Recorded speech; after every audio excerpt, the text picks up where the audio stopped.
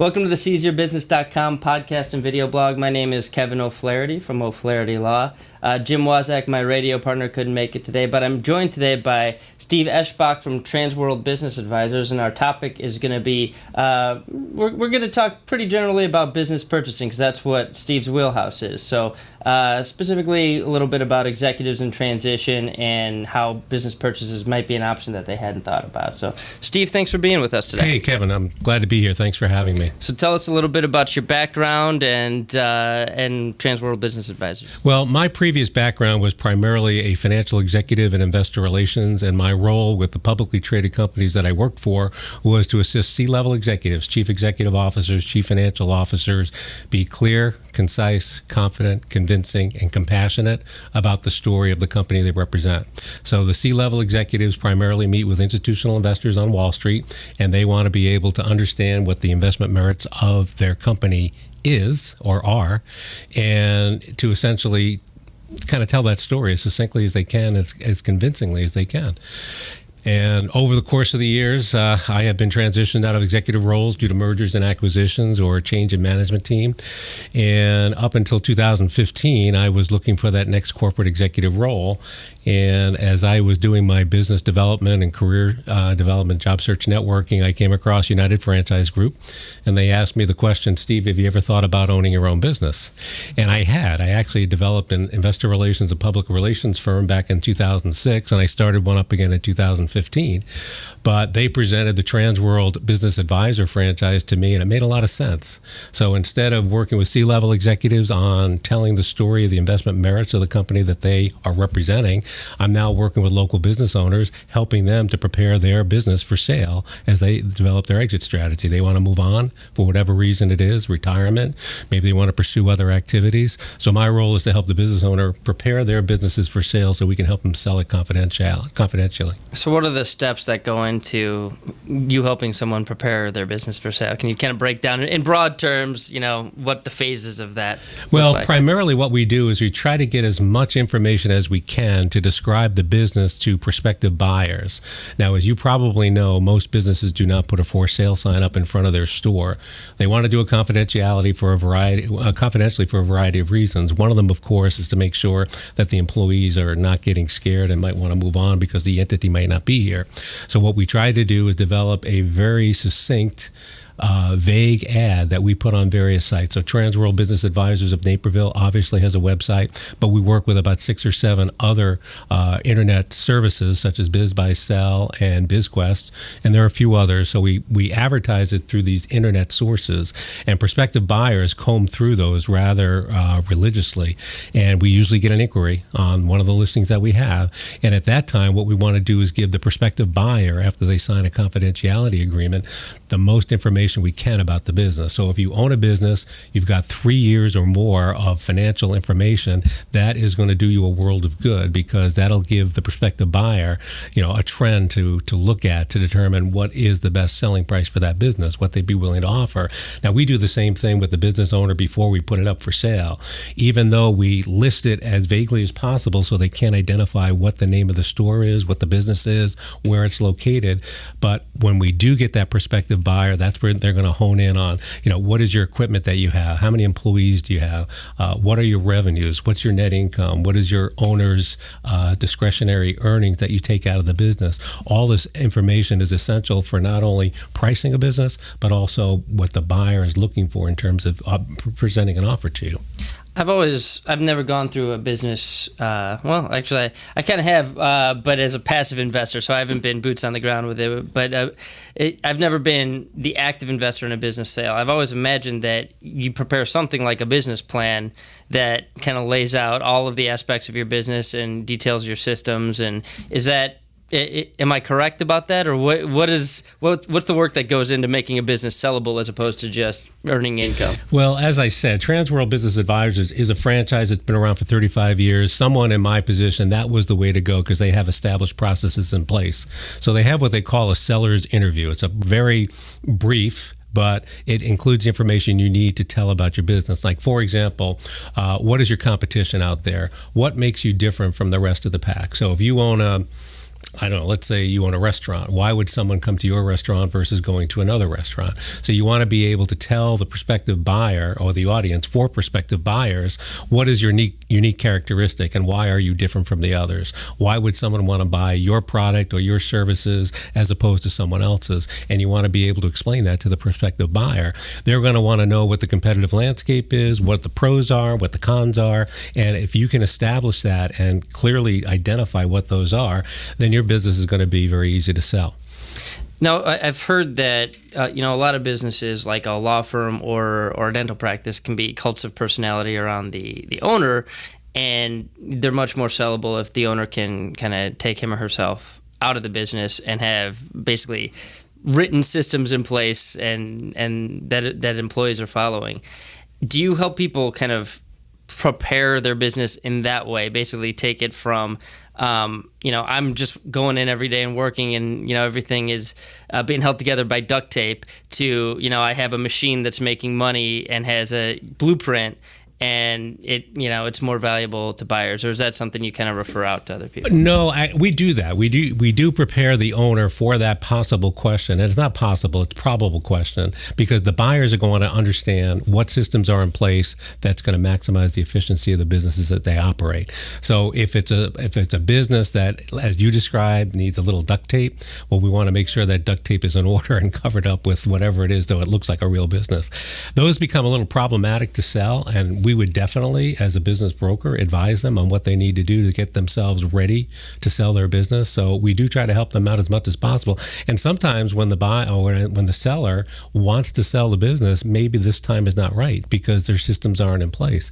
So there's a prospective client that I have who doesn't have 2017 financial information yet, and we're already into September. So while we can still list the business and we can price it, I have to tell the seller that be prepared for the buyer wanting to look at the most recent financial information, because a business is valued up to the minute of the day the transaction takes place. And trend lines are important, profitability is important, how much the owner takes out of the business is all important. So we want to be able to clearly identify that so it's recognizable to the prospective buyer. Those are the easier sales. If you're scrambling to put that information together, you're going to have a tough time selling your business. So we try to advise them based on what the buyer's perspective is going to be, because that's what you want to be prepared for. When I was doing investor relations, we always prepared the C-level executives for what the investment analyst wanted to ask the C-level executive. Same thing applies with selling your business. We want to make sure that the seller is prepared for the buyer inquiries, because you're talking about a due diligence process that's going to be dotting the I's and crossing the T's, and they want to make sure everything is there because they're paying a value for a prospective earnings flow going forward. Yeah, I would assume that at least at a bare minimum you'd have to have your financials up to date. That doesn't shock me. Right. Am I overestimating the effect that having an operating manual for all your different aspects of your business has? Or if I have a going concern and I've got my financials in place and I'm showing a profit and trending in the right direction, is that really good enough, or is it worth the time investment to prepare the operating manual? Well, I'll tell you that Transworld Business Advisors, being a franchise, they do have an operating manual, and that's already prepared by the franchisor. Clearly, the more information you have dedicated to written material, the better your business is going to be. In certain circumstances, it's critical. In some other circumstances, it's not. Do you need an operating manual for a restaurant? Basically, you understand what the menu is, what products you're offering, or what meals you're offering. Does an operating manual make sense in that case? Maybe not as much so as a light manufacturing facility might need a process manual to make sure that you're manufacturing the right sequence, and your raw materials are in place and everything is like Six Sigma. You want to make sure that the efficiency of the operation is there. In that case, an operations manual would be very beneficial. Okay, so for a service industry sort of business, or something that, it's not really a unique sort of product, right. An operating manual it's not a necessary prerequisite to necessarily sell the business. Correct. Yeah. And the other thing you have to be aware of too is that if the business is going to be financeable, the financial statements and the income tax returns are going to be critical, because most banks really rely on that information for determining whether it's a lendable business transaction.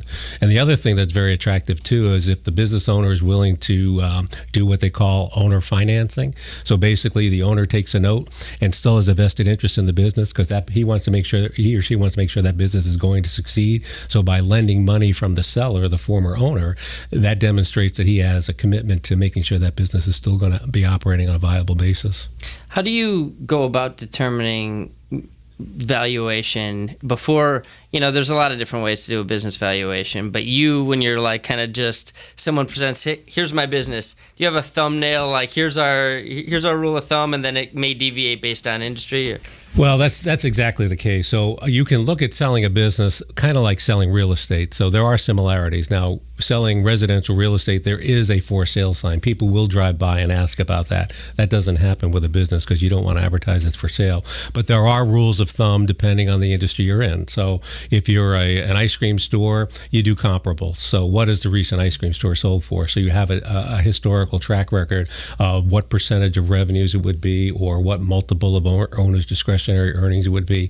There are rules of thumb. So it depends on the industry that you're in. So you can basically reverse engineer it. So you could say an ice cream store sold for X amount, the 3 times EBITDA was this amount, and this is how you kind of come up with the formula and do it kind of backwards. That's basically it. When you're talking about a small business, let's say less than $500,000, there really isn't an EBITDA calculation. You pretty much go by what they call seller's discretionary earnings, how much you, the owner, take out of the business and bring home every year, and it's usually a multiple of that. And again, it all depends on the industry. There are rules of thumb that determines what that valuation would be. If you're talking about larger businesses, when you're getting up into the multi-million-dollar ranges, then you're looking at an EBITDA analysis. Sometimes you might even want to pay for a valuation by a professional valuation company. The smaller scale ones you can usually do based on that rule of thumb valuation, and you get a pretty accurate price. Okay, and just to define our terms, so EBITDA, I never remember what the acronym stands for. Earnings before, and then I know taxes is in there somewhere. Do you remember the acronym? It's earnings before interest, taxes, depreciation, and amortization. Okay. So it's basically your cash flow out of the business. Okay. How much cash is coming to you as the owner or as the company. So do franchises, since you mentioned earlier, and to kind of wheel back to it, since franchises have kind of the operating manual in place and they've got proven track records, are they more liquid, I guess, easier to sell than non-franchise business? It all depends on how the operating performance is. So if you're going to buy a franchise, don't naturally assume that is going to sell easily in the resale market. What you have is a prospective buyer wanting to pay for what could be an earnings stream. So just because it's a franchise doesn't mean you're going to get top dollar for it. You still have to operate the business as if it's an operating entity. You have to maximize the efficiency of the operations you run. So while, yes, there is some support, so even if you do a franchise resale, you still have the support from the franchisor in terms of all the support systems, the proven methodologies that get the business that you need, but you have to run it efficiently, and you have to make sure that you're maximizing your bottom line. There's rules of thumb for everything. They're called KPIs, key performance indicators. So depending on the industry, a certain percentage should be your net income, a certain percentage should be depreciation, a certain percentage should be payroll, and you want to keep those figures in line with what the industry averages are. That way you can command top dollar for your business. So let's, you mentioned when we were talking offline, you wanted to talk a little bit about, executives in transition and how purchasing a business can be a good option that they might not think about rather than just finding another executive job. So I've had experience with many executives in transition, and a lot of times what these executives want to do is find that next corporate role. Now, if you've been with a company for 20 to 30 years, let's say it's a major company like a GE, well, the likelihood of you finding another executive role with a company of that size is probably not going to happen. So you have to resort to one of two things. You have to be able to work for a smaller shop that's willing to pay for the experience that you have, but it won't have the same track that you would have had with a GE or an IBM. But the other thing that you could do is that you can invest in your own business. And you just have to ask the executives, are they willing to do their own business, buy their own business? A lot of them don't give that thought. So when I meet with executives in transition, I always ask them, have you ever thought about owning your own business? And more often than not, they say no. I said, are you aware that you could fund your business by rolling over a part of your IRA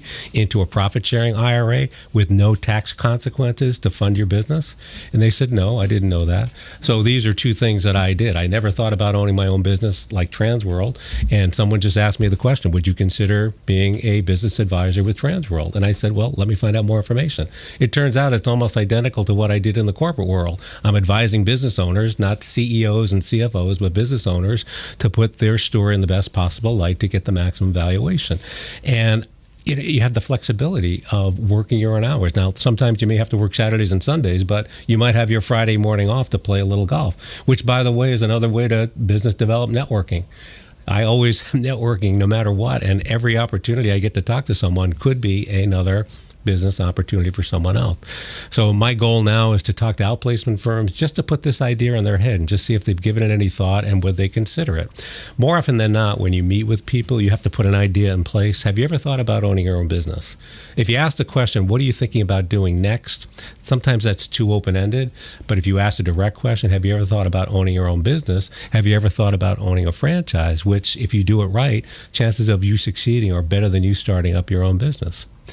So I think it's a great opportunity. I'm not saying it's for everyone. I mean, it's a lot of hard work, but you're controlling your own destiny, which I think would work in a lot of cases with many executives. And usually executives may have some kind of cash to rely on, whether it be some kind of executive comp that turned into cash, or maybe their retirement income already started. So there is a cushion of cash, because normally when you start your business up, you're not going to be usually profitable in the first year, but you'll get your start to get you to where you want to be going forward. So for me, I'm my own poster child. I bought a business. I was an executive for 35 years, and now I'm a business owner, and I'm enjoying it because I'm getting to meet a lot of people here in the Naperville area, in Chicagoland. It's a fabulous opportunity for you to meet people and try to help people out too. Well, Steve, we'll have all your info if people want to contact you and they're looking to buy or sell a business on our website, seizeyourbusiness.com. That'd be great. Thank you so much for sharing your wisdom with us today. Kevin, thanks for your time. I appreciate it.